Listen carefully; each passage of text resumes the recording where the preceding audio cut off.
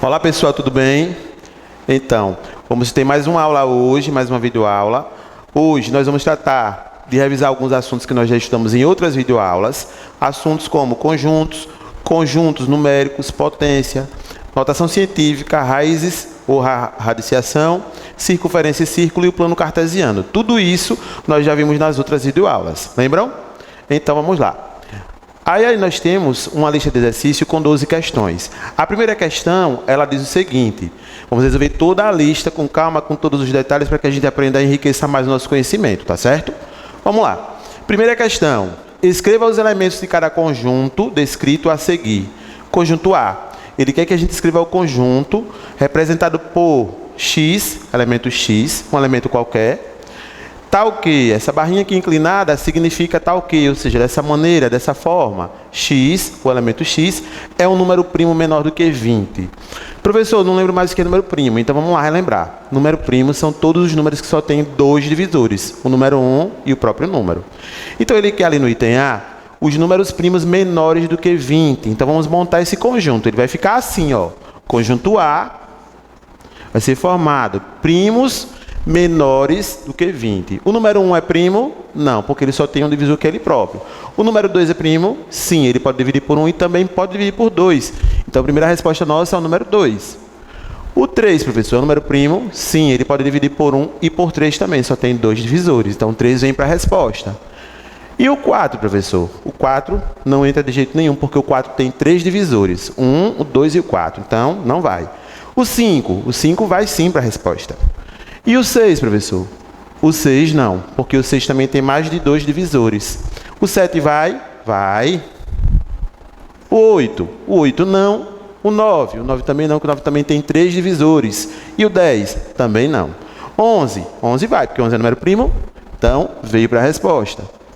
12 não, que tem vários divisores.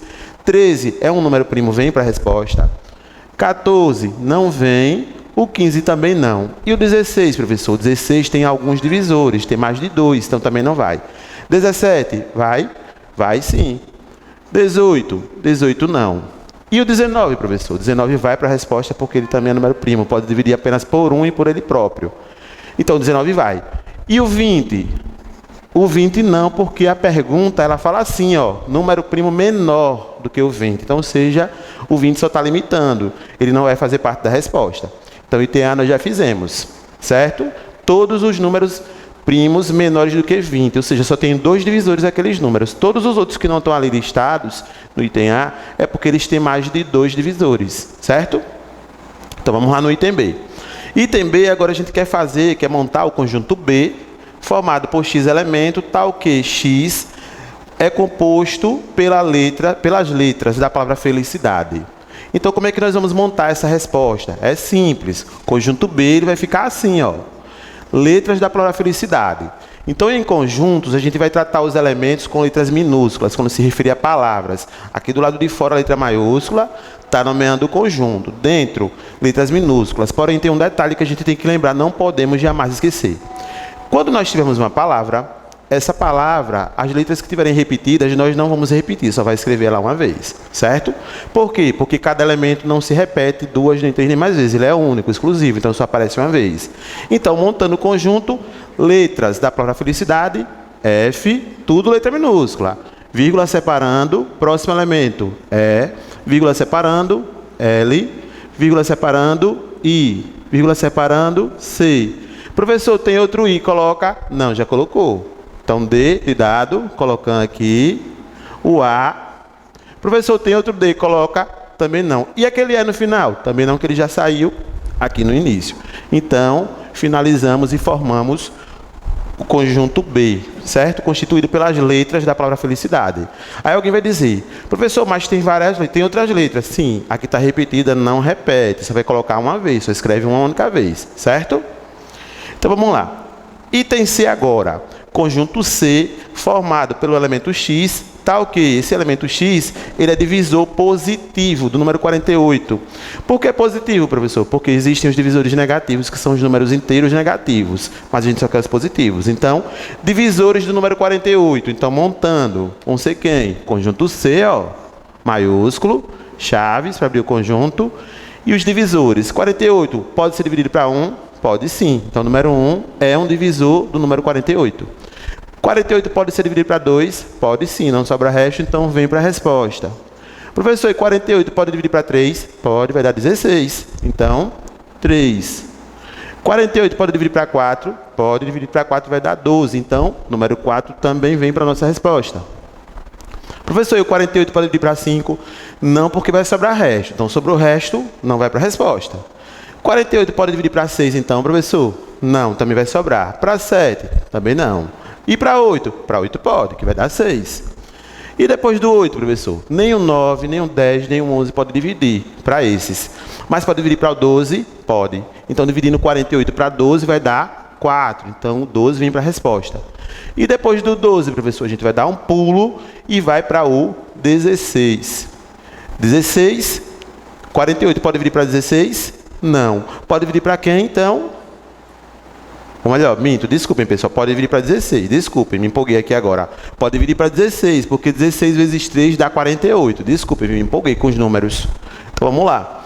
Depois do 16, ele pode dividir para quem agora? Pode dividir para o 24. E depois do 24, ele pode dividir para o 48. Todos os outros números que eu não coloquei ali, do 12, o número 13 quer dizer 14, 15, o 17 até o 23, do 25 até o 47, esses números não são divisores do número 48, por isso que a gente não anotou eles, certo? Então, divisores, todos os números que podem ser divididos de forma que não sobre resto, o resto dê zero. E o item D, para terminar essa questão, nós temos aí conjunto D, formado pelo elemento x, tal que x vai ser um número natural par maior do que 41. E aí entra um detalhezinho, observem o que vai acontecer, ó. Conjunto D, vamos montar. Conjunto D, D maiúsculo, o nome dele. Elemento, número natural par, maior que 41. Então, os números pares terminam em 0, 2, 4, 6 e 8, certo? Então, maior do que 41. 42 vem para a resposta? Com certeza. E o 43? Não, porque ele é ímpar. Mas o 44? Agora vai. 44, número bonito, a idade do professor. E agora o 45 vem para a resposta? Não. Mas e o 46 vai? Vai. Então, o 46, 47 não, porque ele é ímpar. 48 vai. E o 49? Não. E o 50? O 50 vem. Mas, professor, então a gente vai ficar escrevendo até quando? A gente vai dar uma pausa, vai colocar reticências. Porque como os números são infinitos, e ele só deu início, ó, número natural par maior do que 41. Então, ele não disse onde era para a gente parar. Então, já que ele não disse, se a gente for continuar escrevendo, a gente não vai parar nunca. Certo? Então, o que a gente faz? A gente coloca alguns números aqui para representar e depois vírgula, reticências, informando que está tendo continuidade e fechou as chaves. Então, ou seja, depois daquele 50 tem o 52, tem o 54, o 56, o 58, o 60 e aí vai até os números infinitos. Positivos, que ele quer número natural, natural é positivo, e pares, só os pares, certo? Então, primeira questão respondida, todos os conjuntos montados, tudo bem simples e bem fácil, né? Então, agora vamos lá para a questão 2. Na questão 2, ele pede que a gente utilize os símbolos de pertence, e aqui faltou um tracinho, não pertence, para completar os itens a seguir. Então, vamos lá, a gente está trabalhando agora com conjuntos numéricos. Professor, quais são os conjuntos numéricos? Vamos lá. IN, números naturais, só positivos. I, irracionais, números que são números decimais infinitos ou raízes não exatas. Q, esse Q, ele tem um tracinho aqui no meio, que na digitação não saiu. Ele é assim, gente, ó, com um tracinho aqui. Esse tracinho significa a palavra conjunto, né? Como a gente já aprendeu. Então, Q, números racionais, são números em forma de fração ou números que possuem vírgula, mas que são finitos. Depois daqui desses 5, ó, não tem outro número, não tem reticência. Então, ou seja, ele tem começo e fim. E o Z, professor, esse Z também aqui, faltou um tracinho aqui, ó. O Z, ele vem assim, e tem um tracinho aqui na diagonal. Esse tracinho significa a palavra conjunto. Z quer dizer números inteiros, todos os positivos e os negativos que sejam sem vírgula e sem fração. E esse I é o mesmo daqui, números irracionais. E R, professor, na letra F. IR quer dizer números reais. Todos os números existentes no mundo. Positivo, negativo, com fração, com vírgula, com raiz, raiz exata, raiz não exata. Então eles são os números reais. Vamos agora classificar para ver se pertence ou não pertence. Item A. O número 5, ele pertence aos números naturais? Sim. Por que ele pertence? Porque os naturais eles só englobam os números que não têm sinal de menos, que não tem vírgula, que não tem fração, que não tem raiz, números que nós conhecemos do nosso dia a dia, nosso cotidiano. Então, pertence. E esse pertence é parecendo uma letrinha C. Não façam desse jeito não, ó. Assim não, que esse está errado. Aqui está o símbolo de quê? De estacione, estacionamento. Então a gente vai fazer o quê? Vou apagar para a gente fazer de novo, ó. A gente vai fazer um Czinho e vai colocar um tracinho no meio. Fica uma letra E em forma de curva, que significa pertence, certo? Agora no item B, 4,8, ele pertence aos números irracionais? Não, ele pertence aos números racionais. Seria o conjunto de baixo, a letra Q, a resposta dele. Então, já que ele não pertence, porque os irracionais são números que são raízes não exatas. Por exemplo, números irracionais, raiz quadrada do número 7, vai dar o número 3, e um monte de número depois do 3 nunca vai ter fim, não vai acabar nunca. Então, seja um número não exato, certo? Então, aqui esse número, ó, 4,8, não pertence aos números irracionais. Mas na letra C, professor, menos 3,5 pertence aos racionais? Beleza, pertence. Por que ele pertence? Porque, primeiro, os números racionais, eles podem ser negativos ou positivos, eles podem ser resultados de frações. Então, para ter dado esse menos 3,5, a gente pode deduzir que era menos 7 sobre 2, ou menos 7 dividido para 2. E se a gente fizer essa conta de dividir, vai repetir o menos, porque menos por mais daqui de baixo vai dar menos, e 7 dividido para 2 vai dar 3,5. Logo, o número que veio aqui na nossa pergunta. Professor, então tem que ser esse número daqui de cima 7 e o de baixo 2 sempre? Não, aqui é só um exemplo, mas tem outros números que em cima no numerador, dividindo pelo de baixo do denominador, vai resultar em menos 3,5. São chamadas frações equivalentes, que a gente estudou lá no 6º ano e no 5º ano, certo? Então vamos lá. Item D. Item D, agora a gente tem essa letrinha aqui, é uma letra grega chamada π. Acho que ela está um pouquinho turva, eu vou acender um pouquinho ela para a gente ficar com ela mais bonitinha. É parecendo, ó, são 2 tracinhos e um tio em cima dela, certo?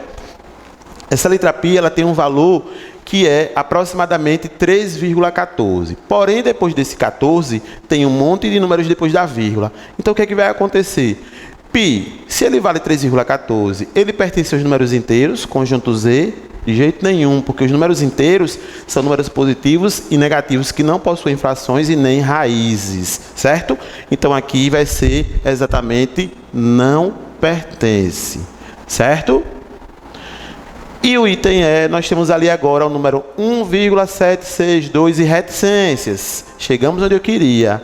Ali é um número irracional com certeza absolutíssima. Por quê? Porque essas reticências aqui, ela entrega o número na condição de dizer e afirmar e provar que ele é racional, porque ele é um número infinito.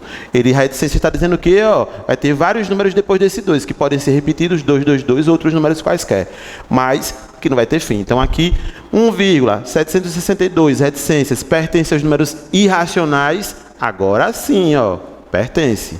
Beleza? E o item F, a gente tem mais 9. Pertence ou não pertence aos números reais? Pertence, gente. Qualquer número que vier, qualquer um deles que vier, pertence aos reais. Podia ser a letra A, podia ser o item B, o item C, o item D, o item E. Todos pertencem ao R, que é conjunto dos números reais. Todos os números existentes no mundo, certo?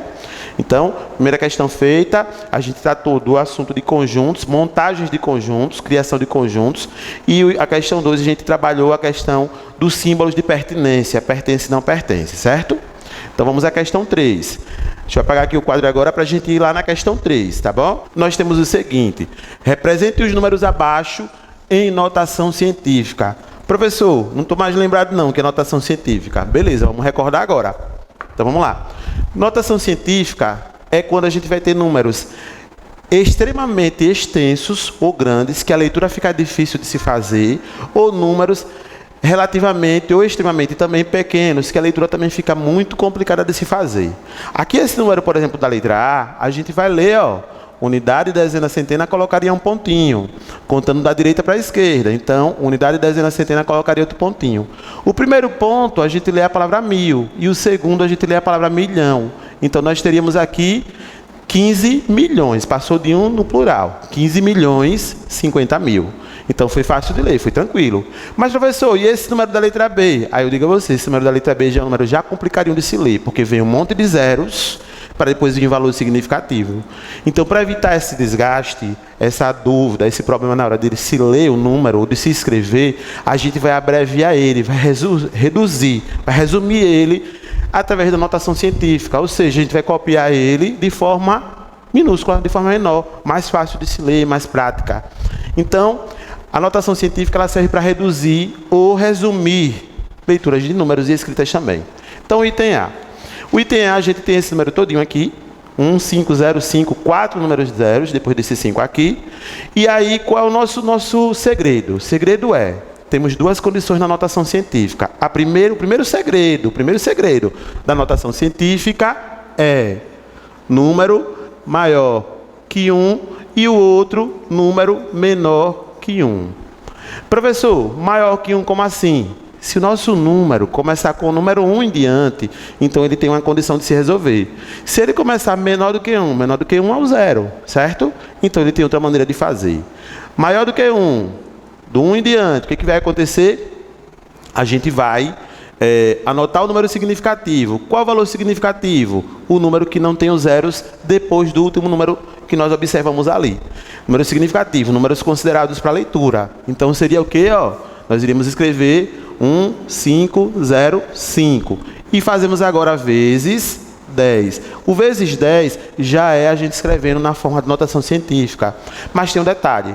Todos esses números vão ter que ter uma vírgula.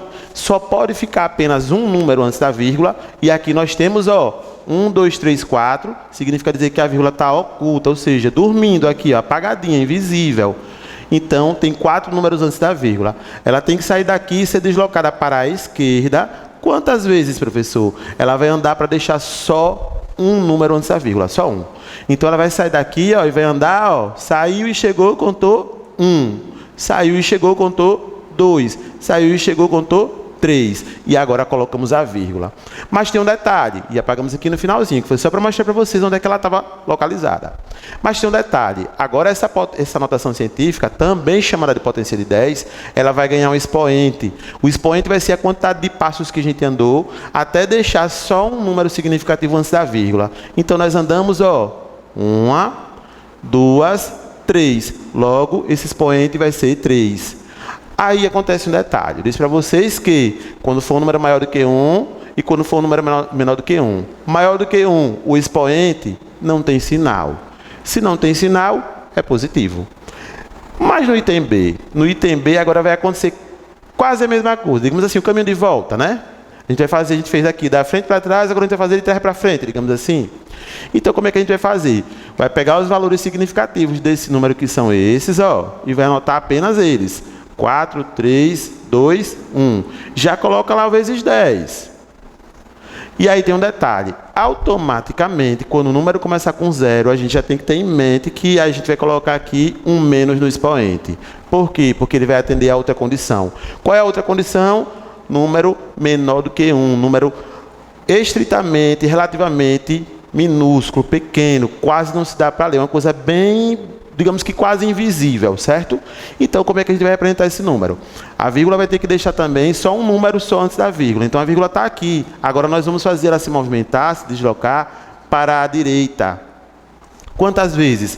A quantidade de vezes que precisar para ficar só um valor significativo, só um número significativo antes da vírgula. Então, a vírgula vai ter que parar aqui, porque vai ficar só um número antes da vírgula, um número significativo.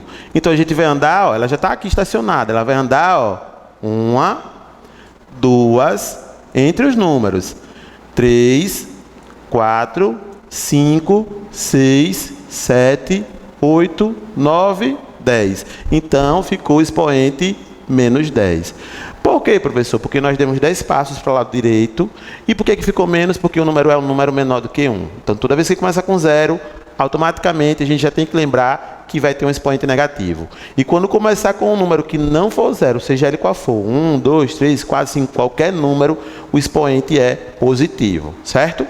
Então, o item C vai fazer referência ao item A, ó, vai ter um expoente positivo.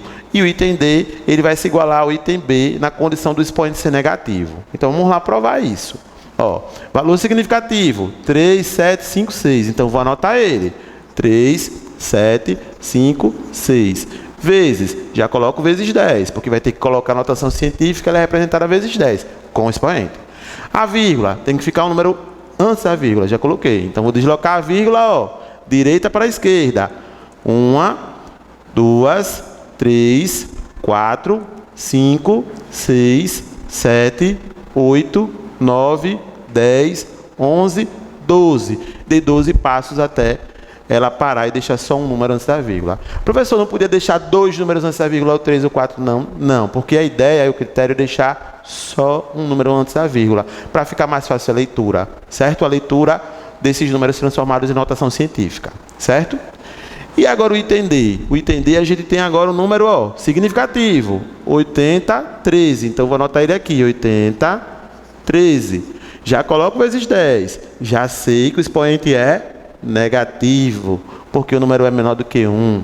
Então, vou deslocar essa vírgula para parar e deixar só aqui, ó, um único número antes da vírgula, número significativo. Então, vou deslocar, ó, 1, 2, 3, 4, 5, 6. Então, elevado a 6, certo?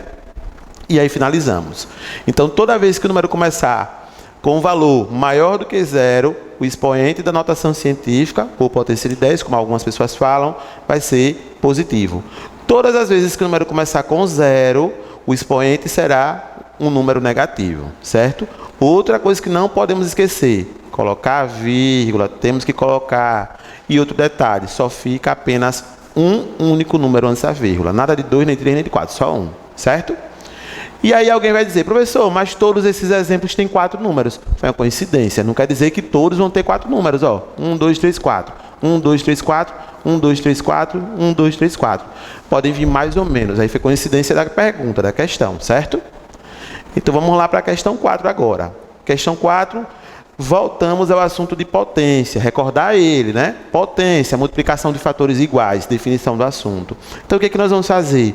Do item A até o item D, a gente estudou o item A, o item B, a gente estudou lá no 6º ano, que a gente aprendeu potência com números naturais. Lá no 7º e no 8º, a gente agora estudou potências com números inteiros.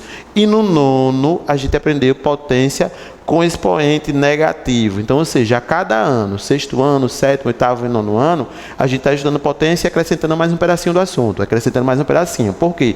Para a gente enriquecer o nosso conhecimento e agregar mais informações de acordo com os assuntos que a gente vai estudando. Então, ou seja, tudo a gente já aprendeu. A gente só vai acrescentar mais informações e aprender um pouquinho mais. Certo?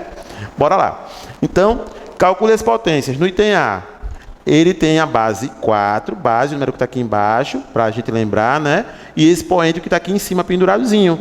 Então, a gente vai pegar o número 4, daqui de baixo, que é a base, e vai multiplicar. Pontinho de vezes significa multiplicação.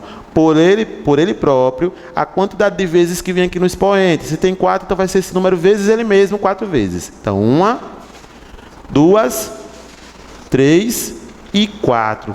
E agora, bora fazer os cálculos. Só com multiplicação. Então, ó, 4 vezes 4 vai dar 16. 16 vezes 4, 64. E 64 vezes 4? Eita, professor, não lembro mais, não sei fazer de cabeça. Aí, como eu já expliquei para vocês, na hora da dúvida, o que a gente faz? Vai lá no cantinho do caderno, ó, 64, não foi? E multiplica lá no cantinho, não faz vergonha, prova que a gente sabe. A gente não tem que ser máquina, a gente tem que saber encontrar a resposta, certo? Então, vamos lá. 4 vezes 4, a gente sabe fazer a continha de vezes, dá 16, vai a 1. 4 vezes 1 dá 24, mais 1, 25. Então, nossa resposta vai ser 256. Acertamos com louvor e sem vergonha, porque fizemos a continha. Básico, é normal. Até os professores fazem de vez em quando. Eu faço, não tenho vergonha de dizer. Por quê? A gente não é máquina, a gente tem que saber procurar e encontrar a resposta, não tudo pronto, certo? Vamos lá. 12 elevado a 2 vai ser o número 12 vezes o próprio 12. Quantas vezes? Só 2. Então, 1, 2. E 12 vezes 12, se a gente fizer a continha de multiplicar, vai dar 144, certo? O que a gente souber de cor não precisa, mas quando a gente não souber, a gente arma a continha para não errar. E garante acertar a questão, e garante também na prova, certo? E aqui agora, professor, item C, chegou a potência com o número inteiro, que tem um sinal de mais. Então, como é que a gente vai fazer? Vai pegar do jeitinho que ela veio, com parênteses, com o sinal, mais e o número, fechou parênteses, ele próprio, que é a base, multiplicando ele a quantidade de vezes que pede no expoente, 6. Então, já temos uma vezes, ele de novo, 2 vezes, ele de novo, 3 vezes, ele outra vez, 4, mais outra, 5 e mais outra, 6. E agora nós vamos calcular. Trocar aqui o piloto que tem que estar carregando já. Vamos lá. Então a gente vai fazer regra de sinal. Vamos lá. Mais por mais daqui vai dar mais. E mais por mais vai dar mais. E mais por mais vai dar mais. Mais por mais vai dar mais. E mais por mais vai dar mais. Professor, precisa botar o saldo de mais? É opcional, só coloca se quiser. Geralmente a gente não coloca. Por quê? Porque quando a gente estudou lá no 7º ano, a gente lembrou, a gente aprendeu, quer dizer, que quando um número não tem sinal na frente, é o sinal de mais, é o sinal invisível positivo. Então, mais você vai colocar ali se quiser. E agora eu vou fazer a multiplicação dos números, ó. 2 vezes 2, 4. Aí o que eu vou fazer? Esse 4, eu vou multiplicando com os próximos resultados, jogando de um para o outro o resultado, até acabar. Então, vamos lá. 2 vezes 2 deu 4, aí agora 4. Vezes 2 deu 8, virou 8. 8 vezes 2, 16. 16 vezes 2 vai dar 32. E 32 vezes 2 vai dar 64. Certo? Professor, tem uma maneira mais simples. Eu fazia assim, ó. 2 vezes 6, 12. Erradíssimo. Por quê? Porque a gente está enganando o assunto, a regra do assunto, a definição. A definição é o quê? Pegar a base e multiplicar por ela mesma a quantidade de vezes que vem no expoente. Então, a gente não pode fazer 2 vezes 6 dá 12. Está erradíssimo. A gente vai fazer o quê? O número da base, multiplicando por ele mesmo a quantidade de vezes que está sendo pedida no expoente. Certo? E agora, professor? O item D. O item D tem menos 7 elevado a 3. Mesmo jeito de fazer da letra C, potência com número inteiro, porque tem sinal de menos. Quando vier sinal de mais ou sinal de menos dentro do parênteses, virou número inteiro, que é assunto do 7º ano, certo? Que a gente aprendeu lá no 7º. Então, vamos lá. Vou pegar a base, menos 7, vezes ele próprio, ela própria, quantas vezes? 3. Então, 1, 2 e 3. E agora, professor? Agora eu vou para a regra de sinal. Então, vou fazer, ó, menos por menos virou mais. E mais por esse de cá, mais por menos, agora vai ser menos. Sinal de menos, obrigatório colocarmos. E se não colocar, a gente erra o item todo. Por quê? Porque está mudando o valor do número, o valor absoluto dele. Então, vamos lá. 7 vezes 7 dá 49. E 49 vezes 7, professor, não sei de qual. Arma a conta lá no cantinho, se não souber. Vai dar 343. Se não souber, arma a continha, tá bom? E aí, a gente finalizou o item D. E o item E agora? Como é que a gente vai fazer o item E? O item E é onde entrou agora uma questão que a gente tem que ter um cuidado muito absoluto. Por quê? Por conta desse menos no expoente. É uma questão traiçoeira.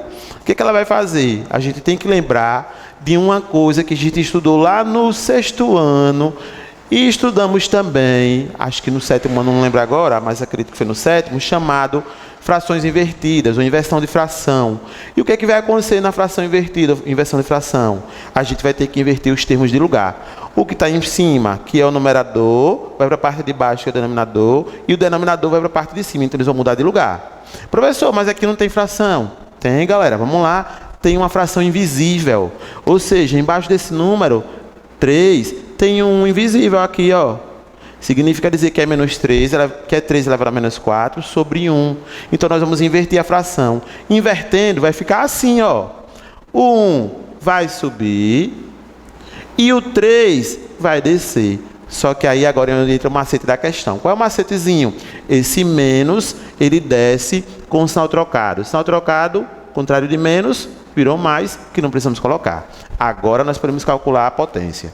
Então, como é que nós vamos calcular? Vamos repetir o número de cima, o 1, E vamos calcular a potência de baixo, porque embaixo tem expoente, 3 elevado a 4. 3 vezes 3, 4 vezes. Então, 1, 2, 3 e 4. E fazendo o cálculo. Professor, nesse de cima vai calcular? Não, ele só é 1, não dá para calcular com ninguém, então só repete ele. E o de baixo? O de baixo agora a gente faz, ó. 3 vezes 3 vai dar 9. Aí 9 vezes esse 3 daqui vai dar 27. E 27 vezes esse 3 vai dar 81. E agora acabamos nossa questão. Agora acabamos de responder a questão 4, certo? Então, primeira questão, a gente trabalhou a parte de conjuntos.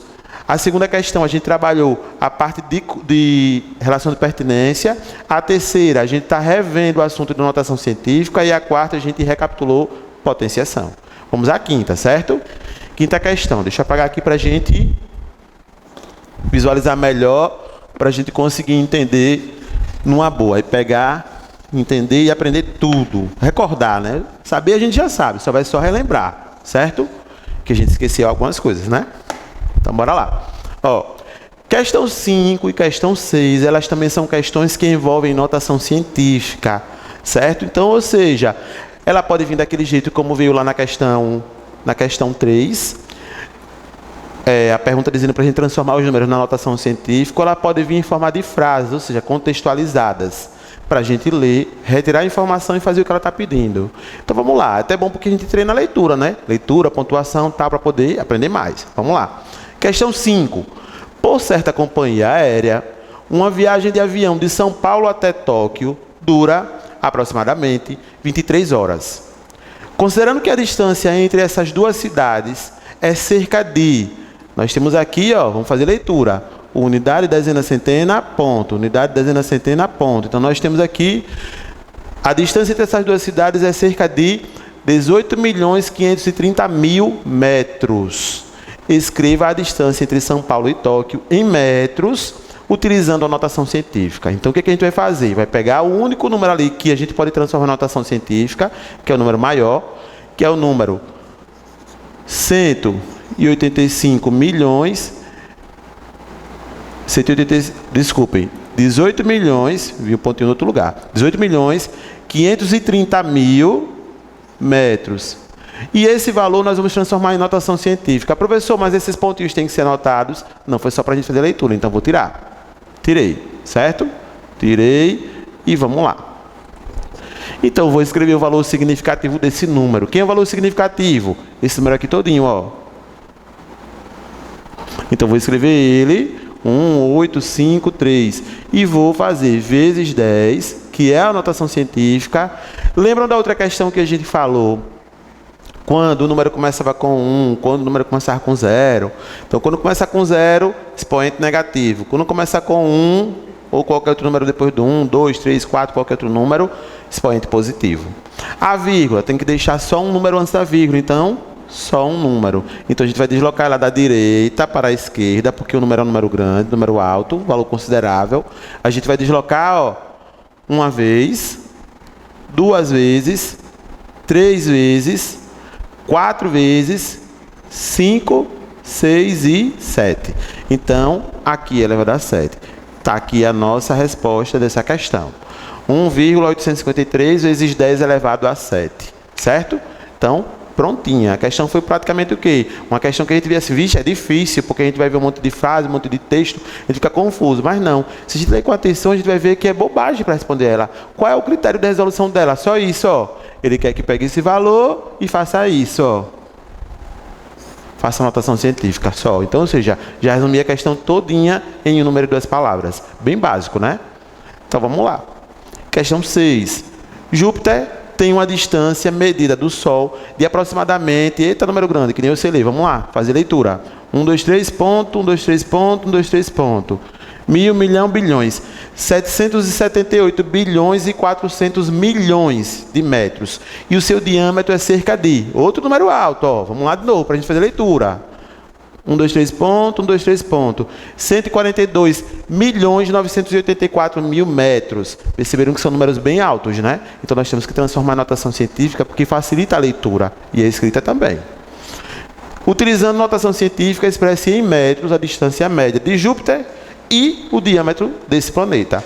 Então, a gente vai pegar as duas medidas. Primeira medida é essa, ó. Nós vamos pegar para transformar.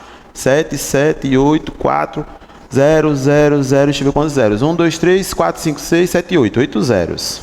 Um monte de zero, né? 1, 2, 3, 4, 5, 6, 7, 8. Vamos transformar em notação científica. E depois pegar aquele outro número. 1, 4, 2, 9, 8, 4. E mais 3 zeros e também transformar em notação científica. Aí alguém vai perguntar, professor, tem número com mais quantidade de zeros do que esse? Tem, gente. Tem vários números enormes, maior do que eu. Enormes, gigantescos, que a gente vai fazer a representação deles utilizando a notação científica. Mas aí entra um detalhe, professor, como é que a gente vai fazer leitura? Aí é onde eu digo, nem todos nós conseguimos ler. Por isso a necessidade de representá-los em notação científica, para reduzir o tamanho dele e facilitar a leitura e a escrita deles, certo? Então vamos lá. Todos os dois começam com um número maior do que 1, maior do que 0. Se eles começaram maior do que 0, já sabemos que o expoente deles vão ser positivos. Então, vou pegar o valor significativo. Significativo, ó, tá aqui, 7, 7, 8, 4. Aí, vezes, potência de 10. O expoente vai ser positivo. Então, beleza. O número, tenho que deixar só um número antes da vírgula. Então, vai ficar no meio desse. Vai ficar só um número 7 antes da vírgula. Mas eu vou deslocar da direita para a esquerda. Então, eu venho, ó, desloquei 1, 2, 3, 4, 5, 6, 7, 8, 9, 10, 11. Então, elevado ao expoente 11. Primeira resposta encontrada já. Se nós fôssemos ler agora, 7,784 vezes 10 elevado a 11. Totalmente diferente da outra leitura que nós fizemos, não foi? A outra leitura foi enorme. A outra leitura foi um número que deu o quê? Mais de bilhões, né? Ó, 778 bilhões e 400 milhões. Um absurdo, né? Número gigantesco. Vamos lá. Então, aqui agora a gente vai pegar o outro valor significativo. Começa do 1 e vai até o 4 aqui. Então, ó, 1, 4, 2, 9, 8, 4, vezes 10. O expoente vai ser positivo, vai ter sinal de mais invisível. Por quê? Porque o número começou com um número maior do que 1. Maior do que 0, desculpem, 1 em diante. Então, vou colocar a vírgula, só um número antes. Vou deslocar, ó, 1, 2, no meinho, certo? 3, 4, 5, 6, 7, 8. Então, elevado a 8. Aí nós temos que, as medidas que ele pediu na questão é que a distância entre as duas cidades é cerca de... A distância entre as duas cidades... desculpe, a distância entre Júpiter... Estava olhando a questão anterior. A distância entre Júpiter e o Sol vai ser de 7,784 vezes 10 elevado à 11ª potência, ou elevado a 11. E o diâmetro do Sol. O diâmetro do Sol vai ser quanto mesmo? Vai ser, desse planeta lá, Júpiter, quer dizer, desculpem, vai ser 1,42.984 vezes 10 elevado a 8, certo? E aí, finalizamos a questão 6. Vamos à sétima. A sétima agora a gente vai relembrar o assunto de circunferência e círculo. Circunferência, lembram?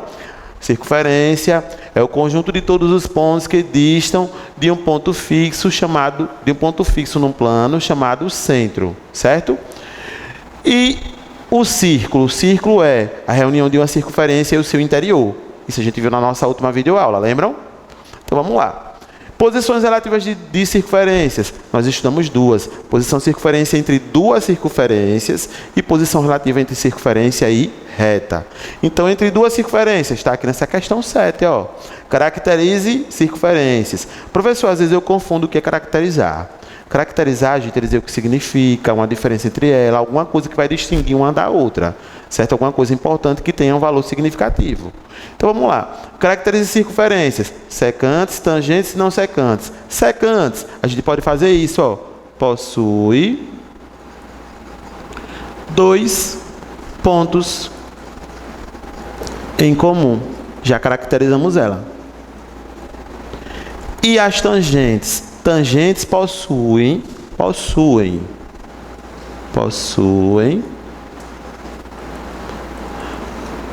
um ponto. Deixa eu melhorar. Possui, viu, gente? Possui não, ficou feio, né? Possui um ponto em comum. Só um. E a última, não secante. Gente, ó, não secante, não possui ponto em comum. Então, como é que a gente pode resumir mais ainda? Professor, eu não consigo memorizar essas frases todas, não. Tá longa assim mesmo, tá muito grande. Fico confuso. Aí eu digo, até eu também fico às vezes. Como é que eu memorizo? Eu memorizo. Faço isso, ó. Secante, 2 pontos. Tangente, 1 ponto. Não secante, nenhum ponto. Ou seja, já memorizei, já diferenciei uma da outra. Bem prático, bem resumidozinho, certo? Aí agora a gente vai na questão 8, certo? Questão 8 que a gente vai fazer. Então, só para a gente concluir. Circunferência.